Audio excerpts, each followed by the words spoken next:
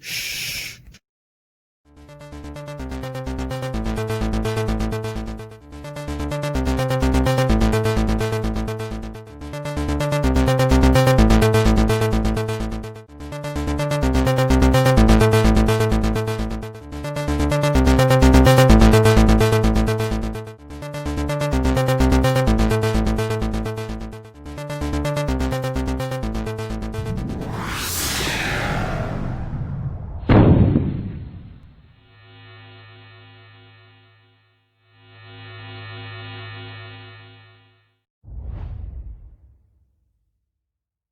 You are late.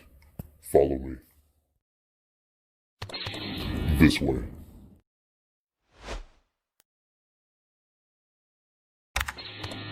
It's these 8 crates. My bots will load them for you.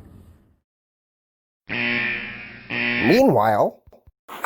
Alright, well, it'll be a little bit while the bots get me loaded up, so, let's do some more Wolverine shit. Wolverine! Wolverine! I'm gonna tell you stuff about the Wolverine! Wolverine! Wolverine! Gonna learn some shit about the Wolverine! Okay, we had taken a little break in the middle to do a couple stat block readings, but when we had left off, young James Howlett had just manifested his mutant powers for the first time, and we had left it at a pretty tragic scene. Thomas Logan, the groundskeeper of the Howlett estate, had been driven from the estate, him and his son Dog both, because Dog had acted out inappropriately against Rose, being jealous of the friendship of Rose and James, I imagine. He ended up causing his father his job. Thomas got just pissed drunk and decided to storm the estate and come get Elizabeth, James's mother, and take her away, quite romantically. That doesn't go according to plan. By the end of it, young James has manifested his claws for the first time, using them to kill Thomas, just as he learns Thomas is his real father. John, his supposed father, is shot by Thomas. Elizabeth, his mother, not mentally stable to begin with. She, at the beginning of the story, is just returning home from a stay in the nut house. Ends up taking her life, using Thomas's shotgun to blow her head off. Dog, his face has been scarred by James's short little nubby itty-bitty baby Wolverine claws. And his grandfather banishes he and Rose from the estate. He basically just says, get the fuck out of here. I don't know you. You're not my grandson anymore. I don't know where you've been. Here's a bit of money. Don't come back. And that's just what they do. They decide to find their way to a quarry in British Columbia, I believe. It's there that we meet some new characters. The first among them is Smitty. He's the foreman of the quarry. He's the one that runs everything. We also meet Cookie. He's exactly what you think he is. He's the cook for the camp. He's also a bit of a bully and steals shit from the other workers there and is generally kind of a fuckface. And by the end of the summer, James is starting to put on muscle. He's taken on the name Jim Logan, which he'll use for however long he's at this quarry. They're never really clear about that. But James grows up big and strong. Rose ends up taking a position doing the books for Smitty, and eventually the two of them become an item themselves. Logan is a bit jealous, but he works through this by joining a wolf pack, because of course he does. And by doing cage fights, which is where we find him in the first X-Men movie way back when. Eventually it comes to the point, because Smitty's one of these guys, he also does the cage fights. They end up coming up against each other. They have a pretty good fight, but they end up... Logan throws the fight and lets Smitty win, basically just to keep everything nice between him, Smitty, and Rose. Earlier in the story, after a long time being bullied by Cookie, he had actually taken out Cookie too, and kind of put him in his place. In any case, at the end of this big fight between him and Smitty, and everything seems to be going okay, and everybody's friends, and everything's going great at the camp, That's when his half-brother Dog has finally tracked them down.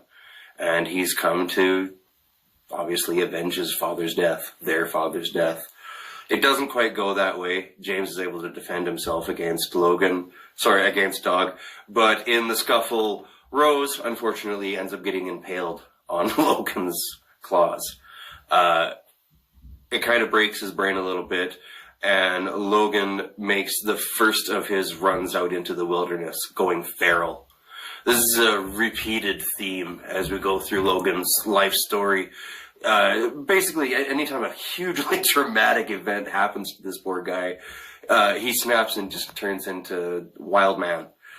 This is an aspect of his powers, too. We learn from right when he's leaving the Howlett estate. Just like his body, his healing factor will heal his mind. If there's anything that really fucks with him emotionally, anything super traumatic, his mind will just heal right over it. Scar tissue, pretty much. And without, repeated reinforcement and whatnot, generally, it'll just go away and he'll forget that it ever happened. And, a couple 100 years of this repeatedly happening because he's the kind of guy that goes to war and has PTSD and horrible memories and nightmares. There's lots of his past that is fragmentary at best. This is the start of that. He lives out there, I did the math, he lives somewhere between 50 and 62 years out in the woods. I believe it's during this time that he first encounters the hunter in darkness. It's this creature with a wolf head and a man-like body, generally. It's like a Native American mythological being. Or at least that's how it's explained in the comic. In any case, there's probably a few stories that come out of that. It's a huge chunk of time, but very few details. In any case, at the end of that indeterminate period of time, he ends up ending his wild man days being captured and being put into a circus. And that's pretty much where we end the first Origins trade paperback for Wolverine, and the second one begins. And we will dive into that second one in the very next broadcast. Wolverine! Wolverine! I'm gonna tell you stuff about the Wolverine! Wolverine! Wolverine! Gonna learn some shit about the Wolverine! Later. Hey, Steve. Captain. I got your cargo here on time. I will stop by the shop with the SnickleFritz as soon as the boss get me unloaded here. That will be satisfactory. Alright, pleasure doing business with you. Oh yes, always. A shame you will have to, as you say, fucking miss my sale. Out!